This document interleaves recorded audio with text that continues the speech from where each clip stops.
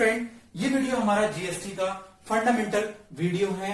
Means यहां पर हम जीएसटी के कॉन्सेप्ट की बात करेंगे। नाउ फ्रेंड, फंडामेंटल वीडियो में हम ट्राई करते हैं स्टूडेंट के मैक्सिमम डाउट को रिमूव करने का और क्वेरीज को फुलफिल करने का। Now friend, one more thing, ये जो जीएसटी है ये अपने आप में बहुत इंटरेस्टिंग टॉपिक और इंपॉर्टेंट है, और मेन बात ये फ्यूचर में यूज होने वाला टॉपिक भी है, तो इसको बहुत ध्यान से आखिर तक अंडरस्टैंड करना है। नाउ जीएसटी को स्टार्ट करने से पहले इस पूरे टॉपिक को हमने 11 पॉइंट्स में डिवाइड किया है, जिससे हम जीएसटी को एक्सप्लेन करेंगे, इसके कॉन्सेप्ट को समझेंगे। तो very first point introduction, second point type of taxes, third point reason for GST, fourth point important term of GST, fifth point of GST calculate, 6 point beneficiary of GST, 7 point how GST divide between beneficiaries, 8 point GST computation, 9 point ITC, 10 point notes और 11 point trick for calculation। तो friend start करते हैं very first point से, जो कि आपका first point है introduction. Friend, GST के इंट्रोडक्शन को अंडरस्टैंड करने के लिए हमें थोड़ा सा स्टेप बैक जाना होगा टैक्सेस की। नाउ फ्रेंड, हमें टैक्सेस की नीड क्यों होती है, या किसी भी नेशन के लिए या कंट्री के लिए टैक्सेस की रिक्वायरमेंट क्यों होती है। Now friend, to administrative rules, execute administrative functions, development और कोई भी डेवलपमेंट स्कीम, जैसे कि आप बात करते हैं मिड डे मील, और अगर पल्स पोलियो और डेवलपमेंट यानी रोड डेवलपमेंट, ये सारी जो चीजें होती हैं, इन सब के लिए हमें मनी की रिक्वायरमेंट होती है। तो ये मनी किसी भी नेशन के लिए जो वहां की गवर्नमेंट होती है वो कलेक्ट करती है। तो कैसे कलेक्ट करती है? वो अपने सिटीजन्स पे टैक्सेस को इम्पोज करके रेवेन्यू कलेक्ट करती है, ये उसका काम होता है। नाउ अब ये जो टैक्सेस हैं किस तरह से होते हैं, ये हमारा सेकंड पॉइंट है। सेकंड पॉइंट है टाइप ऑफ टैक्सेस। तो फ्रेंड, इंडिया के अंदर टू मेन कैटेगरीज में डिवाइड है ये टैक्स। फर्स्ट है आपका डायरेक्ट टैक्स और सेकंड है आपका इनडायरेक्ट टैक्स। डायरेक्ट टैक्स में अगर हम बात करते हैं तो वेरी कॉमन है इनकम टैक्स, यानी कि जो आपका सैलरी वगैरह पे लगता है। जैसे किसी की सैलरी होती है वो as per as government norms होते हैं किसी भी कंट्री और नेशन के, वहां के खुद के नॉर्म्स के अकॉर्डिंग, तो उसके अकॉर्डिंग होता है। दूसरा कॉर्पोरेट टैक्स, कॉर्पोरेट टैक्स, और एक वेरी कॉमन है टोल टैक्स। यहां पर आप डायरेक्टली मनी पे करते हैं इन फॉर्म ऑफ टैक्स। और भी बहुत से हैं, मैनी मोर, लेकिन हमें उसको नहीं देखना है। अब हम इनडायरेक्ट टैक्सेस की बात करते हैं। इनडायरेक्ट टैक्सेस की अगर हम बात करते हैं तो इनडायरेक्ट टैक्सेस में हमारे वो टैक्स आते हैं जो कि हम पे तो करते हैं बट हमें पता नहीं होता है। जैसे कि बहुत सिंपल सा है गुड्स टैक्स। गुड्स टैक्स का मतलब हो गया जो भी आप चीजें परचेज करके लाते हैं उसके ऊपर लगने वाला टैक्स होता है। दूसरा, इसी तरीके से आपका सर्विसेज टैक्स होता है, और भी इनडायरेक्ट टैक्स होते हैं जिनके बारे में आपको पता नहीं होता है बट आप उसको पे करते हैं। तो फ्रेंड, ये इनडायरेक्ट टैक्स है। जीएसटी भी हमारा पार्ट ऑफ यहीं पर आता है इनडायरेक्ट टैक्सेस में, लेकिन यहां पर हम इसको डायरेक्टली इनडायरेक्ट टैक्सेस में अगर कहेंगे तो थोड़ा सा गलत होगा। अभी गलत किस पॉइंट ऑफ व्यू से होगा, इसको हम नेक्स्ट पॉइंट से देखते हैं, जहां पर हम देखेंगे reason for GST. Okay friend.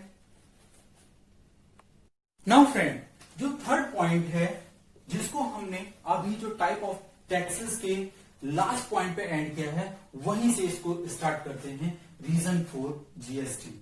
Now friend, पहले और से before some time from now जो आपका टैक्स था, इनडायरेक्ट टैक्सेस था, गुड्स और सर्विसेज, यानी जो भी चीजें आप कंज्यूम करते थे उनके रिगार्डिंग में इनडायरेक्ट टैक्सेस हुआ करते थे, जिससे बहुत ज्यादा कॉम्प्लेक्सिटी होती थी कि बेसिकली टैक्स में किसका शेयर कितना है कितना नहीं है। इवन बायर और सेलर्स के बीच में भी एक हाइड और कॉम्प्लेक्स लेयर्स थी। उसको रिमूव करने के लिए ही हमें जीएसटी को इंट्रोड्यूस करना पड़ा। अब जीएसटी इंट्रोड्यूस होने के बाद क्या हुआ कि यही जो आपका कॉम्प्लेक्स और मल्टी लेयर टैक्सेशन सिस्टम था वो क्लियर विजिबल हो गया, और यहीं से आपका गुड्स और सर्विसेज यानी कि गुड्स की अगर हम बात करते हैं तो गुड्स आपके टू टाइप्स के हो गए हैं, एक एडिएबल और एक नॉन एडिएबल।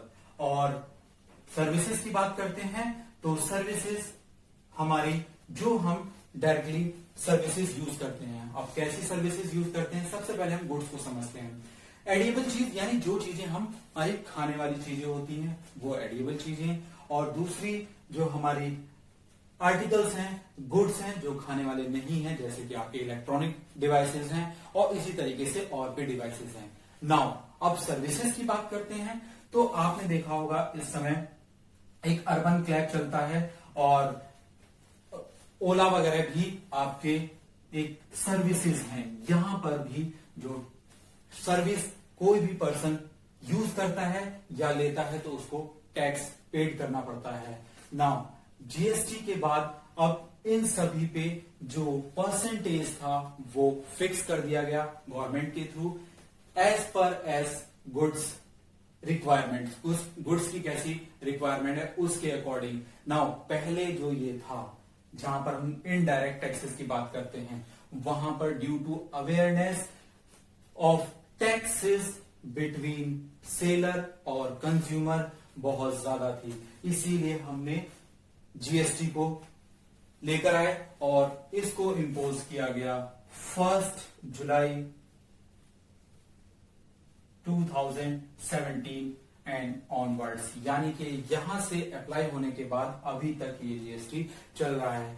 नाउ फ्रेंड, यहां पर एक बात और है कि जीएसटी का क्लियर परसेंटेज होता है टू कैलकुलेट। इससे हमारी विजिबिलिटी या फिर जो कह सकते हैं कॉम्प्लेक्सिटी जो टैक्सेस में थी वो काफी हद तक कम हो गई, इसीलिए हमको जीएसटी या फिर हम ये कह सकते हैं जो गवर्नमेंट जीएसटी लेकर आई, इस रीजन की वजह से GST I. Now fourth point important term of GST, इसको स्टार्ट करते हैं। Now friend, fourth point important term of GST, यानी कि जो भी आपकी जीएसटी को कैलकुलेट करने में टर्म्स यूज होती हैं उन टर्म्स की बात करते हैं। ये भी एक अपने आप में इंपॉर्टेंट पॉइंट बनता है, क्योंकि जब तक हमें ये नहीं पता होगा कि कौन सी टर्म क्या है तब तक किसी को भी कैलकुलेट करना या फिर फाइंड आउट करना एक कॉम्प्लेक्स हो जाता है। तो सबसे पहले हम इसमें स्टार्ट करते हैं डीलर। डीलर कौन होता है? जो अपनी गुड्स और सर्विसेज को सेल करता है रीसेल के लिए। जैसे कि सपोज करिए मारुति की एक कंपनी है, वो डीलर को सेल करेगी अपने मारुति को और वो फिर से सेल करेगा आगे के लिए, तो ये हमारा डीलर होता है। नाउ अब डीलर के बाद नेक्स्ट आता है कॉस्ट प्राइस, जिसको हम कहते हैं प्राइस ऑफ आर्टिकल और इन शॉर्ट सीपी, यानी कि जो भी पर्सन किसी आर्टिकल के लिए जो भी पे करता है या किसी सर्विस के लिए जो भी पे करता है वो उसके लिए कॉस्ट प्राइस होता है। नाउ नेक्स्ट है आपका सेलिंग प्राइस, और इसकी अगर हम बात करते हैं इन शॉर्ट तो ये है आपका एसपी। नाउ एसपी होता है जो भी कोई पर्सन किसी आर्टिकल को सोल्ड करता है किसी कंज्यूमर के लिए या किसी पर्सन के लिए, तो जो भी उसके लिए चार्जेस लेता है वो उस पर्सन के लिए क्या हो जाता है? Selling price. मतलब अगर हम बात करते हैं कोई पर्सन ए है, वो अपने एक एक्स आर्टिकल को सेल करता है 1000 रुपीज में, तो बी के लिए ये जो 1000 है वो कॉस्ट प्राइस और एक्स के लिए ये 1000 सेलिंग प्राइस है। तो यानी कि ए ने जो किस एक्स आर्टिकल के लिए जो चार्ज किया वो आपका एसपी होगा। और बी ने जो चार्ज दिया वो इसके लिए कॉस्ट प्राइस होगा। नाउ फ्रेंड नेक्स्ट पॉइंट की बात करते हैं, तो वो है आपका एमपी और लिस्ट प्राइस और एमआरपी, और एक और आता है कोटेड पॉइंट, कोटेड पॉइंट और कह सकते हैं कोटेड प्राइस। नाउ अब ये टर्म काफी यूज होने लगे है, इसका एक बेनिफिट होता है, वो क्या बेनिफिट है। नाउ फ्रेंड सपोज करिए एक पर्सन एक्स जिसकी कंपनी है, अब उसने कोई ऐसा आर्टिकल या गुड्स और कह सकते हैं कोई ऐसा प्रोडक्ट बनाया जिसकी आज की cost as per as 10,000 rupees है, बट ये कंज्यूमर तक कंज्यूम होने में 6 मंथ का टाइम लग जाता है, या फिर हम कह सकते हैं 1 ईयर। 1 ईयर काफी ज्यादा हो गया, लेकिन हम 6 मंथ कह सकते हैं, ये कभी कभी होल्ड हो जाता है। नाउ अगर ये 6 मंथ के लिए हो गया, तब तक क्या होता है कि आपका न्यू आर्टिकल या फिर इसके कंपैरिजन में हमारा जो सेल है वो कम हो जाता है। कम होने का मतलब क्या हो गया, यानी इस आर्टिकल का प्राइस कम हो गया। नाउ अब एमपी फिक्स मैक्सिमम प्राइस और एमआरपी ये भी फिक्स।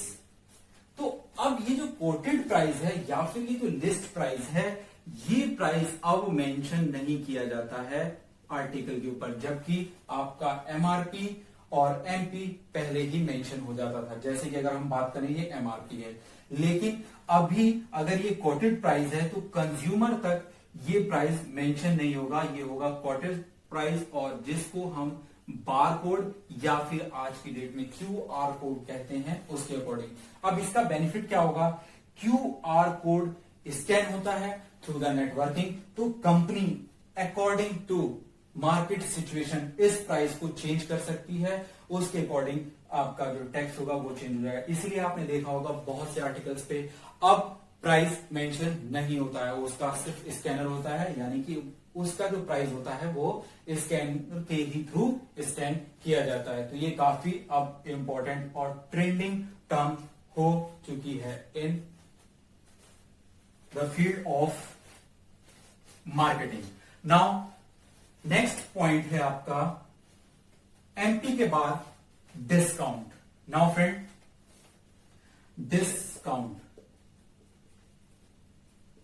डिस्काउंट हमारा 2 पार्ट्स में डिवाइड होता है फॉर द जीएसटी। फर्स्ट है डिस्काउंट वैल्यू और एक है डिस्काउंटेड वैल्यू। इसको हम समझते हैं, सपोज करिए एक 10,000 का कोई आर्टिकल है जिस पे 20% डिस्काउंट है, तो 20% डिस्काउंट होने का मतलब ये हो गया कि इस पे 2,000 ऑफ हो जाएंगे। तो फ्रेंड ये जो 2,000 है ये है आपका डिस्काउंट वैल्यू।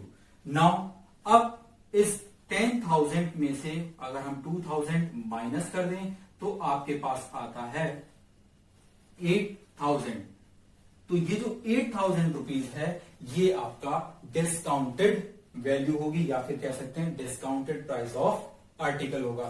तो जो जीएसटी कैलकुलेट होता है वो हमेशा पेइंग अमाउंट, यानी कि जो बायर पे करता है उस पे कैलकुलेट होता है। तो ये भी आपको रिमेंबर रखना है कि कभी भी आपको जो जीएसटी कैलकुलेट करना होगा वो आफ्टर डिस्काउंट होगा। नाउ फ्रेंड यहां पर एक पॉइंट और मैं डिस्कस करना चाहूंगा कि ये 20% है। अब यहां पर हमने 2,000 निकालने के बाद इसमें से माइनस किया। अगर आप चाहें तो डायरेक्टली, क्योंकि हमें क्या है जीएसटी का टॉपिक है, जीएसटी कैलकुलेट करना होगा तो हमें डायरेक्ट वो मनी निकालनी है जो हमें पे करना है, यानी कि जो बायर्स होगा वो जो पे करेगा उसको निकालना होगा। तो हम डायरेक्टली ये कह सकते हैं 20% मीन्स टोटल 100% में से अगर हम 20% माइनस कर देते हैं तो आपका बचता है 80%। बेसिकली यानी वो जो टोटल मनी है उसका 80% पे करेगा। तो 10,000 का आप डायरेक्टली 80% कैलकुलेट करेंगे और ये आपका प्राइस निकल जाएगा। नाउ डिस्काउंट के बाद रेट ऑफ टैक्स की बात आती है, तो रेट ऑफ टैक्स का मतलब होता है कि किस आर्टिकल पे या भी जो भी है उस पर टैक्स कितना लगना है। तो अगर सपोज करिए यही आर्टिकल है, तो हम एक सिंपल सी बात करते हैं, 8000 पे अगर टैक्स 10% है तो जो इसका टैक्स हो जाएगा वो हो जाएगा 800। इसको कैसे कैलकुलेट करेंगे वो आगे के पॉइंट पर देखते हैं। यानी सिंपली जो रेट ऑफ टैक्स होगा वो एज पर एज गवर्नमेंट होता है जीएसटी के अकॉर्डिंग, बट आपके लिए एक प्रॉब्लम है, स्टूडेंट लेवल पे है, तो ये आपको अपनी प्रॉब्लम में दिया जाएगा। यानी जो भी आपकी प्रॉब्लम होगी उसमें रेट ऑफ टैक्स मेंशन होगा जिस पर आपको कैलकुलेट करना होगा टैक्स को। तो अब नेक्स्ट पॉइंट देखते हैं। नेक्स्ट पॉइंट है आपका 5th पॉइंट ऑफ जीएसटी। इस पॉइंट में आपका ये है कि किस किस पॉइंट पे कैलकुलेट होगा जीएसटी। तो friend, every point of selling, यानी कि अगर सपोज करिए कि हम बात करते हैं डीलर, डीलर से आपका रीसेलर, और रीसेलर से आपका रिटेलर, और रिटेलर से आपका फाइनली आ जाता है कंज्यूमर, तो ईच पॉइंट पर आपका जीएसटी कैलकुलेट होगा। और ये जो एवरी पर्सन होगा इंक्लूड देयर टैक्स, जो भी वो अपने प्रीवियस वाले को टैक्स पेड करेगा, वो टैक्स प्लस अपना बेनिफिट, इन दोनों को ऐड करके अपने बिल में तब उस आर्टिकल का जो भी रेस्पेक्टिव टैक्स होगा या फिर जो बिल का टैक्स होगा उसको कैलकुलेट करेगा। तो फ्रेंड, इस पॉइंट में बस ये ही इंपॉर्टेंट है कि जो आपका टैक्स होगा वो एवरी पॉइंट पे कैलकुलेट होगा। नाउ नेक्स्ट पॉइंट है 6 बेनिफिशरीज ऑफ जीएसटी। तो फ्रेंड, जीएसटी का बेनिफिशरीज कौन होगा, सबसे पहले इसी की बात कर लेते हैं। तो बेनिफिशरीज डिसाइड करता है कंज्यूमर, यानी कि जो प्रोडक्ट है, यानी कि जो गुड्स है और सर्विस है वो कंज्यूम कहां हुई है और कैसे हुई है, ये डिसाइड करेगा बेनिफिशरीज। अब बेनिफिशरीज कौन कौन होते हैं, सबसे पहले अगर हम बात कर दें तो इंडिया के अंदर 3 टाइप्स की गवर्नमेंट होती है। First central government, second union territory,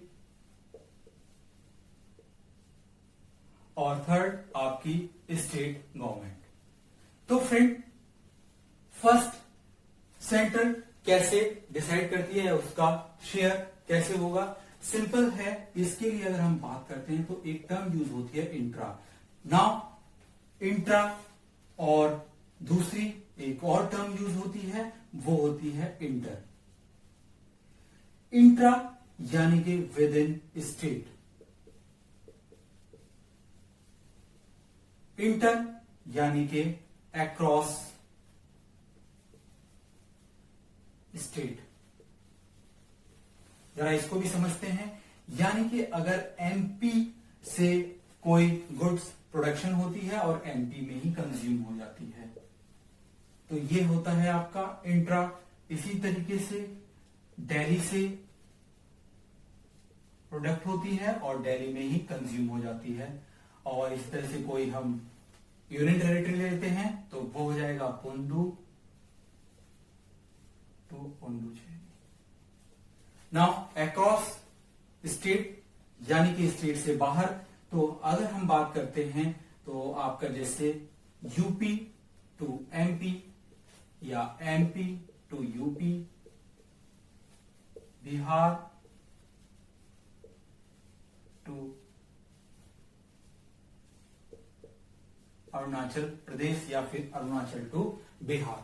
now friend, when you solve the problem in that case आपको ये लॉन्ग टर्म्स नहीं यूज करनी है, वहां पर इन टैक्सेस के लिए शॉर्ट फॉर्म यूज होती है, यानी कि जो सेंट्रल या फिर स्टेट या फिर आपकी यूनियन टेरिटरी है उनके जो शेयर्स होते हैं उनको हम सिंपल शॉर्ट फॉर्म से शो करते हैं। जैसे कि इंट्रा के केस में जब आपकी जो गुड्स और सर्विस है उनकी कंजम्पशन विद इन स्टेट है तो वहां पर यूज होता है CGST सेंट्रल के लिए, यानी central goods and service tax, और स्टेट के लिए SGST यानी state goods and service tax, और यूनियन टेरिटरी के लिए UGST। नाउ अगर आपका इंटर स्टेट है यानी कि एक स्टेट से दूसरे स्टेट में कंजम्पशन है तो वहां पे टर्म यूज होती है IGST, means inter state goods and service tax. Now friend, जब आप कैलकुलेट करेंगे तो यहां पर एक और चीज जो कि हम लिस्ट से क्लेरिफाई करते हैं। तो फ्रेंड, स्टेट के लिए जब आपकी स्टेट में है तो सेंट्रल के लिए यानी CGST और स्टेट के लिए SGST, जो कि बिल पे भी मेंशन होता है आपका और आपको अपनी प्रॉब्लम में भी निकालना होगा। तो इंट्रा के केस में दोनों, यानी कि जब आपकी कंजम्पशन विद इन स्टेट है तो दोनों ही टैक्स के लिए एलिजिबल होंगे। और अगर इंटर की बात करते हैं यानी कि एक स्टेट से दूसरे स्टेट में, तो उस केस में सेंट्रल एलिजिबल है जबकि SGST निल होगी। नाउ इसी तरीके से यूनियन टेरिटरी के लिए अगर हम देखें तो यूनियन टेरिटरी में भी आपके दोनों ही केस, यानी कि इंट्रा यानी यूनियन टेरिटरी के अंदर ही कंजम्पशन है और दूसरा यूनियन टेरिटरी से बाहर इंटर। तो यहां पर भी जो शेयर यानी central goods and service tax और UGST यानी union territory goods and service tax, तो इंट्रा के केस में दोनों ही एलिजिबल हैं, दोनों ही आपको निकालने होंगे जो कि आपका इक्वल डिस्ट्रीब्यूशन होगा। और इंटर के केस में CGST यानी सेंट्रल आपका एलिजिबल होगा जबकि UGST निल होगा। ये जो निल है यहां पर सेंट्रल बाद में डिसाइड करती है कि उसका शेयर यानी यूनियन टेरिटरी या फिर स्टेट का शेयर कितना होगा। तो फ्रेंड, यहां पर ये जो कंफ्यूजिंग की टर्म्स थी कि कहां पर कौन सी टर्म निल है और कहां पर कौन सी एलिजिबल है, इसको भी हमने इस टेबल से देख लिया। तो दोनों के लिए है, जो आपका स्टेट गवर्नमेंट होती है वहां पर यही दोनों टर्म होगी, वहां पर यू नहीं आ सकता क्योंकि कोई भी यूनियन टेरिटरी स्टेट नहीं होता, दिल्ली एक्सेप्ट। और यहां पर जो यूनियन टेरिटरी है यानी सेंट्रल के साथ यूनियन टेरिटरी में कोई स्टेट नहीं होता, इसलिए ये दोनों होंगे या फिर ये दोनों होंगे। अब यहां पर ये वाला केस है इंट्रा या फिर इंटर, सेकंड में भी इंट्रा है या इंटर, ये आपको वर्ड प्रॉब्लम में देखना होगा। तो फ्रेंड, बेनिफिशियरी क्लियर होगा। नाउ फ्रेंड, नेक्स्ट पॉइंट है आपका how GST divide between beneficiaries, या फिर आप ये कह सकते हैं शेयर ऑफ टैक्स वो कितना कितना होगा या कैसे डिवाइड होगा बिटवीन गवर्नमेंट्स। जो हमने प्रीवियस पॉइंट में गवर्नमेंट्स की अलग अलग बॉडीज की बात की थी, उन्हीं पॉइंट्स की बात हो रही है। नाउ फ्रेंड, एक बार फिर से उनको मेंशन कर लेते हैं। एक था आपका CGST और IGST, central goods and service tax, inter state goods and service tax, और SGST, और दूसरा है आपका UGST। नाउ फ्रेंड, जैसा कि हमने पहले ही बताया है कि ये कंज्यूमर डिसाइड करेगा कि ये CGST या कौन इसका बेनिफिशियरी होगा। जरा इसको हम देखते हैं। सपोज करिए कि MP में पॉइंट X पर कोई प्रोडक्शन होती है और ये पॉइंट Y पर कंज्यूम हो जाती है। तो इस केस में सेलर CGST और SGST दोनों ही कलेक्ट करेगा। और ये कैसे कलेक्ट करेगा? सपोज करिए जो गुड्स का टैक्स है वो 18% है, तो उस केस में ये इक्वल शेयर में डिवाइड हो जाएगा दोनों गवर्नमेंट बॉडीज के लिए, यानी कि ये 9% इसके लिए और 9% इसके लिए। और यही चीज अगर यूनियन टेरिटरी के लिए हो, जैसे कि हमने बात की थी पुडुचेरी के लिए, तो पुडुचेरी के लिए भी यही हो जाएगा। पॉइंट A प्रोडक्ट और पॉइंट B कंज्यूम, देन जो आपका बेनिफिशरीज हो जाएंगे वो CGST और UGST GST मीन्स अब स्टेट हटके यहाँ पर यूनियन लग जाएगा, बट कॉन्सेप्ट अभी भी वही रहेगा। यानी कि अब मैं परसेंट थोड़ा सा यहाँ डिफरेंट कर देता हूं ताकि कंफ्यूजन ना हो। सपोज करिए जो गुड्स और सर्विस का जो टैक्स है वो है 20%, देन शेयर ऑफ CGST यानी सेंट्रल का वो 10% और यूनियन का वो भी आपका 10% हो जाएगा। ओके फ्रेंड, ये बात हुई आपकी विद इन स्टेट और with in union territory. Now जिसको हम इंट्रा भी कहते हैं, याद रखना ये इंट्रा वर्ड में मिलेगा, अक्रॉस स्टेट नहीं मिलेगा और ना ही इस तरह से पॉइंट मिलेंगे। पॉइंट भी मिल सकते हैं लेकिन मैक्सिमम आपको वर्ड मिलेगा इंट्रा। तो याद रखना जब इंट्रा का मतलब आ जाएगा तो आपको CGST और SGST दोनों कैलकुलेट करना है, या फिर CGST और UGST ये कैलकुलेट करना होगा। वो देखना होगा कि आपका जो विद इन स्टेट है वो किस तरह से है, यूनियन टेरिटरी में है या फिर स्टेट में है। नाउ नेक्स्ट IGST को भी देखते हैं। इंट्रा के बाद अब आपका आ जाता है IGST और इसको हम CGST भी कह सकते हैं, और यहां पर आता है इंटर स्टेट। इंटर स्टेट यानी कि MP में प्रोडक्शन और UP में कंजम्पशन, या फिर हम कह सकते हैं कि पुडुचेरी में प्रोडक्शन और MP में कंजम्पशन, या इसका वाइस वर्सा भी हो सकता है। तो इस केस में जो कनेक्ट किया जाएगा वो किया जाता है IGST, और CGST भी कह सकते हैं लेकिन नॉर्मली हम इसके लिए IGST ही कैलकुलेट करते हैं और मेंशन करते हैं। अब इस केस में अगर जो गुड्स का टैक्स 18% है तो ये पूरा का पूरा 18% सेलर के थ्रू कैलकुलेट करके कलेक्ट किया जाएगा। और रही बात उसके शेयर की यानी कि स्टेट या फिर यूनियन टेरिटरी की, तो ये आपकी सेंट्रल डिसाइड करेगी कि उसका शेयर कितना होगा। ये एज पर एज नॉर्म्स होता है, ये किसी को मेंशन नहीं होता है।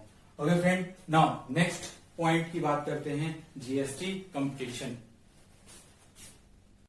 तो फ्रेंड अभी जैसे हमने देखा कि हमारे पास 3 पॉइंट्स में जो टैक्सेस कलेक्ट हुए वो यहां से यहां तक आने में, यानी कि जो आपका ये डीलर और ये रिटेलर और ये आपका कंज्यूमर, इसने जब इस पे 10% चार्ज किया तो इसने इसके लिए पे किया था 1100 रुपीज। फिर कंज्यूमर ने इसी को पेड किया, जो इसका बिल था वो था 1300, लेकिन टैक्स ऐड करने के बाद इसका बिल हो गया 1430 रुपीज। नाउ फ्रेंड अब हम बात करते हैं कि ये यहां से यहां तक अगर इंट्रा है, इंट्रा का मतलब हो गया विद इन स्टेट, तो विद इन स्टेट में अगर डायरेक्टली यहां से बात करते हैं तो टोटल टैक्स यानी कि रेवेन्यू ऑफ द गुड्स है वो हुआ 130, क्योंकि 100 रुपीज रिटेलर ने दिया और 30 रुपीज। अभी 30 कैसे कह सकते हैं, क्योंकि जो रिटेलर है, रिटेलर ने पे किया जो वो किया 100 रुपीज, और कंज्यूमर से जो रिसीव किया वो किया 130। तो 130 में 100 रुपीज ये ऑलरेडी पे कर चुका है, और जो 30 रुपीज है सिर्फ वो एक्स्ट्रा पेड किया है इसने। तो हम ये कह सकते हैं पेड किसको, गवर्नमेंट को, लेकिन रिसीव किया किससे, कंज्यूमर से। तो यानी टोटल जो गवर्नमेंट के पास आया वो आया 130। तो इंट्रा के केस में जैसा कि मैंने बताया था with in state, with in state में जो आपका टैक्स शेयर होता है वो डिवाइड हो जाता है, 10% है तो 5%, या फिर हम कह सकते हैं इसको डायरेक्टली 65 और ये 65 SGST और 65 CGST, ये टोटल आपका टैक्स दोनों में बेनिफिशरीज में डिवाइड हो जाएगा। नाउ अगर ये इंटर है, इंटर का मतलब आपका एक स्टेट से दूसरे स्टेट, जैसे for example MP to UP, तो अब इस केस में IGST कलेक्ट होगा।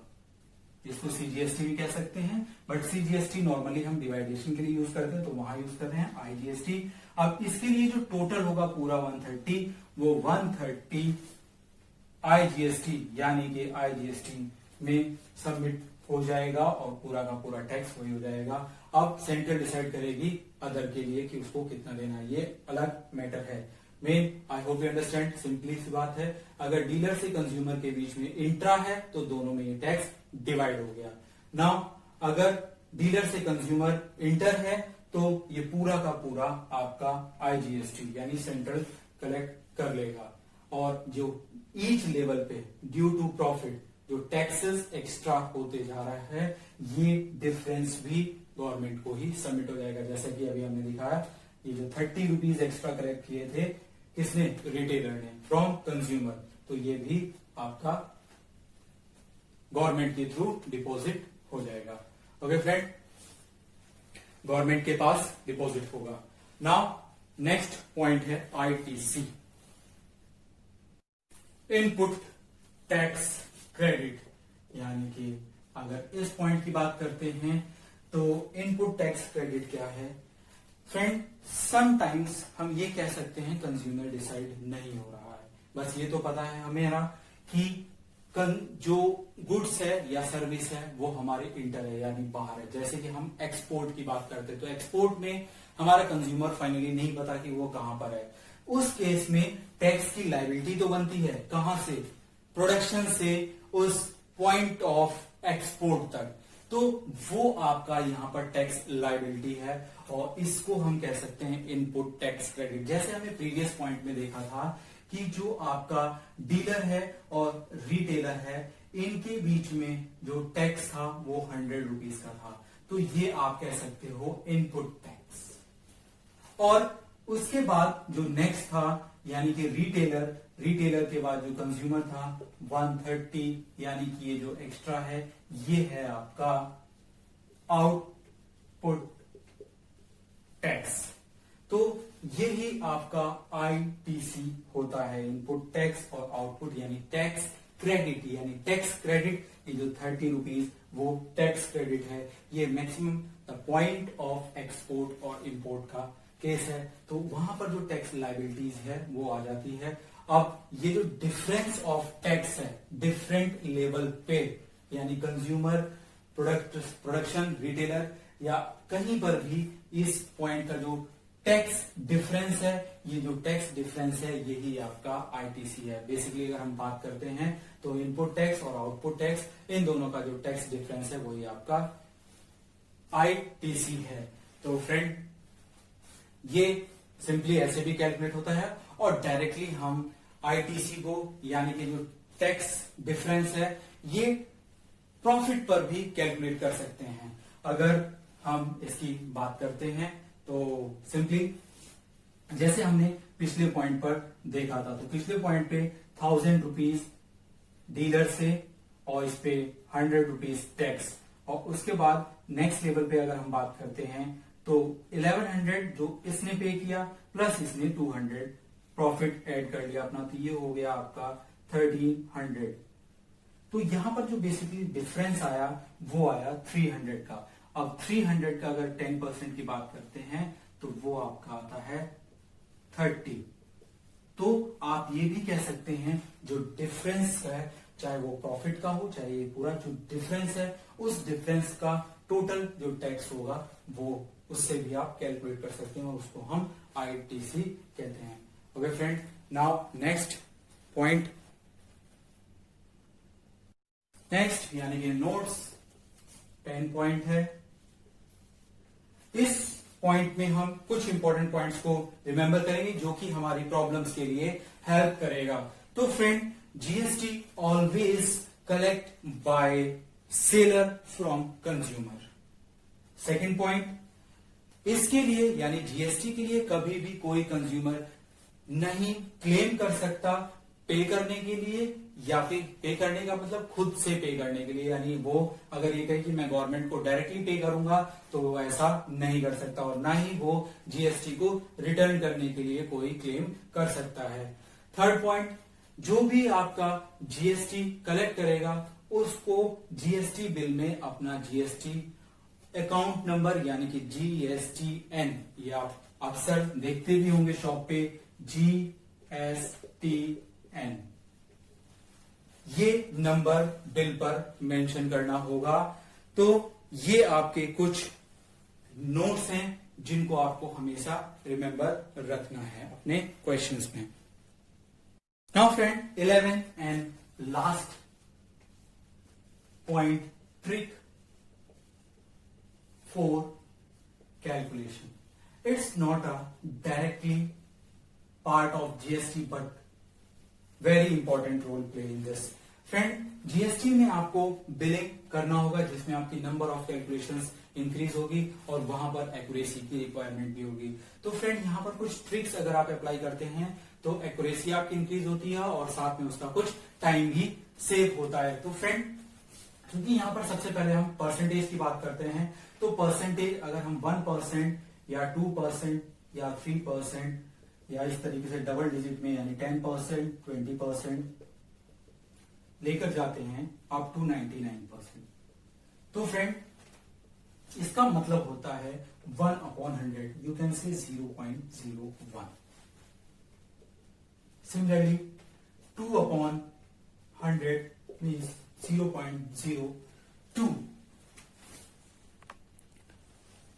Double digit percentage means 10/100। तो यहां पर इसका मतलब होता है 0.1। और अगर 20 की बात करते हैं तो 20/100 मीन्स 0.2। अब ऐसा नहीं है कि यहां पर हमने 10 लिया है, इसके बीच में नहीं हो सकता, या हम कहते हैं कि सीधा ये 28 यानी डबल डिजिट, तो 28/100 मीन्स 0.28। अब फ्रेंड, इसका बेनिफिट क्या होगा? इसका बेनिफिट ये होगा, सपोज करिए अब आपको 24,000 का 20% निकालना है, तो 20% मीन्स सिंपली 0.2, और 0.2 से अगर आप मल्टीप्लाई करते हैं तो ये हो जाएगा 24 2 48 और ये 2 0 और उसके बाद 1 प्लेस पर आपका डेसिमल पुट हो जाएगा। तो आपके पास जो टैक्स हो जाएगा, या फिर हम टैक्स ना पे अगर हम रियल परसेंटेज की बात करें, तो यानी कि 24,000 का जो 20% होगा वो हो जाएगा 4,800। तो ये आपका आराम से कैलकुलेट हो जाएगा ऑर्डरली।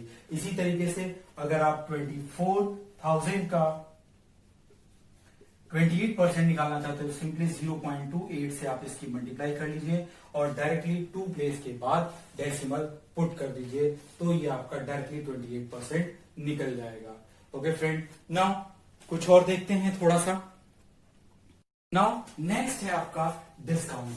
नाउ फ्रेंड, यहां पर जो डिस्काउंट है वो ये है कि कोई भी जो आपका टैक्स चार्ज होगा वो सीपी ऑफ बायर्स, यानी कि जो बायर्स कॉस्ट पे करेगा उस पर टैक्स पे करता है। तो फ्रेंड, यहां पर जो भी होगा वो डिस्काउंट वैल्यू को माइनस करने के बाद जो आपके पास अमाउंट होगा, यानी जो कंज्यूमर पे करेगा उस पर वो टैक्स पे करता है। तो फ्रेंड, अगर हम 10,000 पे, यानी किसी आर्टिकल की जो कॉस्ट है या गुड्स एंड सर्विस की जो कॉस्ट है वो 10,000 है और उस पर 20% डिस्काउंट है।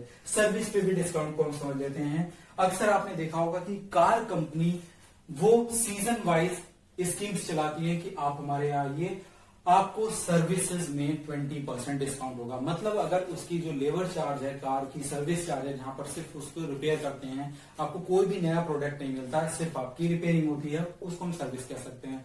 तो उस सर्विस पे अगर 1,000 रुपीज है और एज पर एज जो भी आपको कंपनी डिस्काउंट देती है 10% 20%, तो उस सर्विस में से वो वैल्यू माइनस कर दी जाती है। जैसे कि अब यहां पर बात करें कि गुड्स या सर्विस जो कि 10,000 है, अगर उस पर 20% डिस्काउंट है तो इसका 20% जो भी वैल्यू होगा वो इसमें से माइनस हो जाएगा। तो फ्रेंड, अगर बात करते हैं तो 10,000 की 20%, तो अगर हम डायरेक्टली 0.2 से मल्टीप्लाई कर दें, जैसे कि अभी हमने जस्ट अभी प्रीवियस पॉइंट में इसको डिस्कस किया है, तो 2,000, और अगर हम गुड्स की बात कर लेते हैं 20 का मतलब 0.2 और इसमें मल्टीप्लाई करेंगे तो ये आपका आ जाएगा 2 1 2 और 1 2 3 4 4 0 और 1 पॉइंट के बाद डेसिमल, तो टोटल आ गया आपके पास 2000। तो यहां पर भी आपके पास 2000 हो गया। तो ये हुआ आपका 2000 जो कि डिस्काउंटेड वैल्यू है। तो फ्रेंड ये डिस्काउंट वैल्यू हो गई। तो इस वैल्यू को अब हम इसमें से माइनस करेंगे तो ये 8000 ये पे करना होगा उस गुड्स के लिए। अगर वो गुड्स एक्स है या कोई भी गुड्स या सर्विस है तो 8000 पे करना होगा, प्लस अब जो जीएसटी कैलकुलेट होगा वो इस अमाउंट पे होगा। तो यहां पर भी आप डायरेक्टली इसको कैलकुलेट कर सकते हैं। हमने कहा ये हो गया तो डिस्काउंटेड, ये बेसिकली क्या है 20% यानी टोटल आपका 100% में से 20% ऑफ कर दिया। तो आप ये कह सकते हैं कि 100 माइनस 20 यानी कि 80%। तो 80% जो होगा उस पर आपका जीएसटी चार्ज होगा।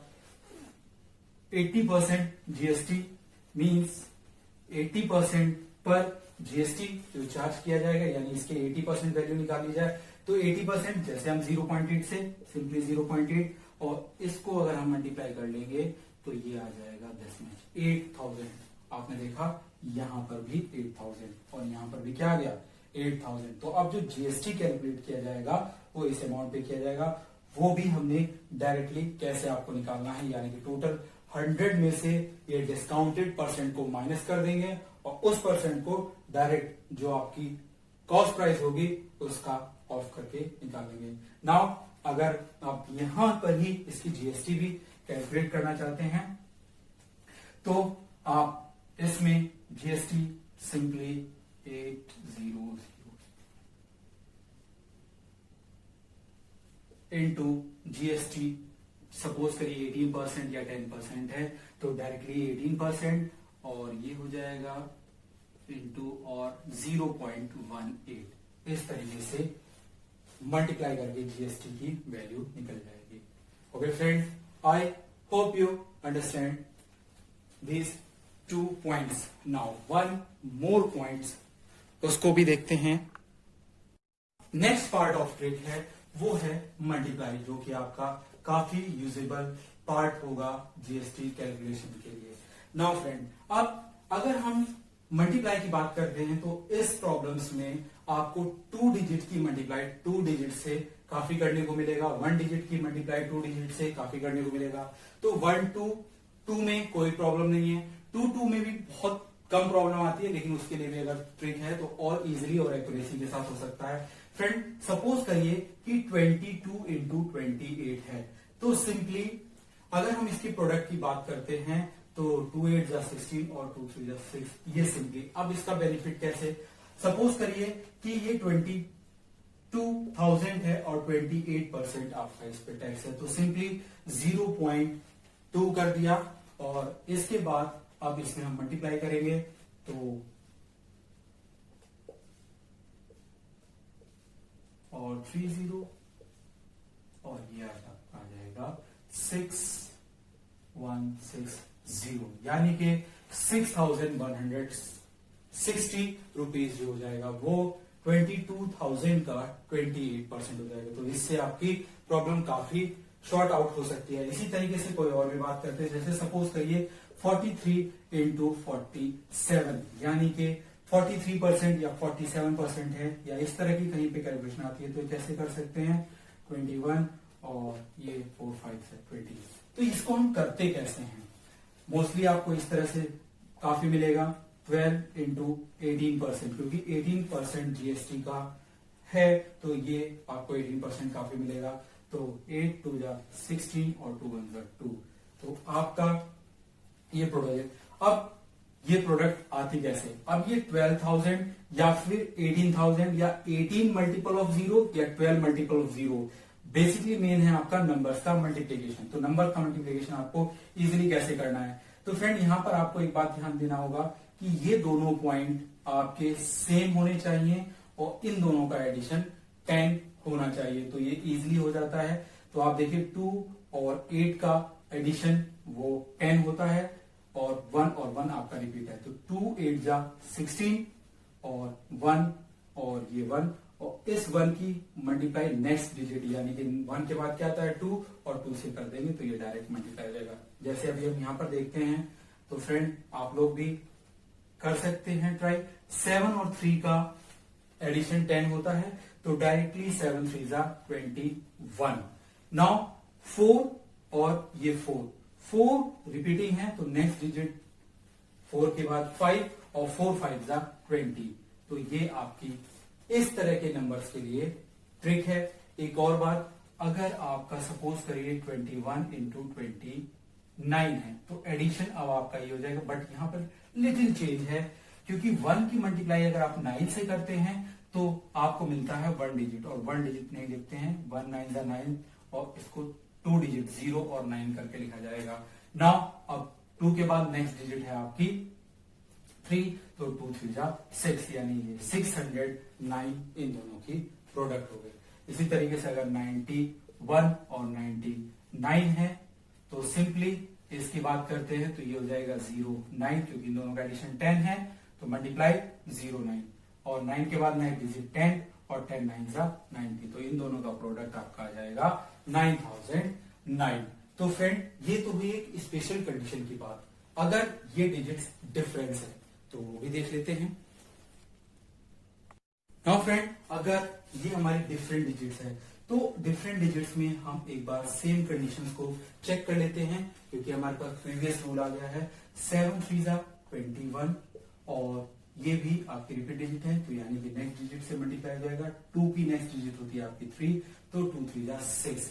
नाउ अब जब हम नेक्स्ट रूल देखेंगे प्रोडक्ट्स का, यानी नेक्स्ट ट्रिक जो देखेंगे उससे हमारा ये भी चेक हो जाएगा और हमारी नेक्स्ट ट्रिक भी हो जाएगी। तो फ्रेंड इस रूल को कहते हैं फॉइल रूल और जिग जैग रूल।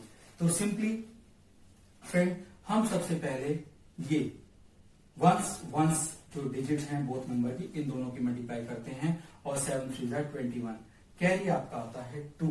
नाउ 2 3 जा 6 और 2 7 जा 14, तो इन सबको ऐड करेंगे तो आप देखते हैं ये एडिशन आता है 22। नाउ कैरी 2 और 2 2 जा 4 और 2 6, तो 6 21 और यहां पर भी आपका आया 6 21। तो फ्रेंड एक और देख लेते हैं, थोड़ा सा बड़ा नंबर ले लेते हैं। सपोज करिए 36 इंटू 34, ये आप डिफरेंट भी कर सकते हैं। हमारा यहाँ पर टारगेट है कि आपको ये भी कॉन्सेप्ट क्लियर करना और साथ में इस फॉइल मेथड को भी, यानी जो जिगजैग मेथड है उसको भी क्लियर करना। तो इसके अकॉर्डिंग ये एक्सट्रीम डिजिट्स का यानी यूनिट डिजिट का जो सम है वो 10 आ रहा है और ये दोनों डिजिट रिपीट है, तो वो रूल आपका अप्लाई हो जाएगा। तो 6 4 जा 24 और 3 की जो नेक्स्ट डिजिट है वो है आपकी 4, तो 3 4 जा 12। तो फ्रेंड अब इसको हम देखते हैं इस रूल के अकॉर्डिंग। तो इसके according unit digits of both number multiply करेंगे, तो 6 4 जा 24, कैरी 2, 6 3 जा 18 और 2, इसको लिख लेते हैं, अभी आपको रिमेंबर रहेगा। 6 3 जा 18 और ये जो 2 हमारा कैरी बचा था 6 4 जा, और साथ में इसको 3 4 जा 12, तो ये आपने देखा 32, तो ये हुआ आपका 32। नाउ कैरी 3 और 3 3 जा 9 9 और 3 12, तो आप देखेंगे कि ये दोनों आपका सेम आ गया। तो फ्रेंड जिगजैग और एक आपको ये कंडीशन देखनी है, स्पेशल कंडीशन के लिए है। जिगजैग यानी फॉइल वाला आप किसी भी प्रोडक्शन के लिए कर सकते हैं। एक बार जरा इसको भी देख लेते हैं, 21 इंटू 29। नाउ अब यहां पर जो डिजिट है मैंने बताया कि 2 डिजिट आपको ऑब्टेन नहीं होती है, 9 1 जा 9, तो इसके लिए आपको ये 0 पुट करना होगा। नाउ ये डिजिट आपकी रिपीट है, 2 की नेक्स्ट डिजिट होती है 3, तो 2 3 जा 6, ये आ गया। अब इसको हम फॉइल से भी चेक कर लेते हैं, 21 इंटू 29। नाउ 1 9 जा 9, अब कोई कैरी नहीं है तो नहीं लेंगे। 2 और ये 2 1 जा 2 और 2 9 जा 18, तो 18 और 2 20, 20 के लिए 0 कैरी 2, और 2 2 4 और 2 6, तो 609 और ये 609 ये भी आ गया। तो फ्रेंड ये कुछ ट्रिक्स थी जो कि आपको जीएसटी को कैलकुलेट करने के लिए काफी हेल्प करेंगी। तो friend I hope you understand कि ये जो जीएसटी टॉपिक है ये आपको क्लियर हो गया होगा और इसका एक एक पॉइंट जो कि आपको कंफ्यूज कर सकता था उसको भी हमने ब्रीफ में और डिटेल में डिस्कस किया है।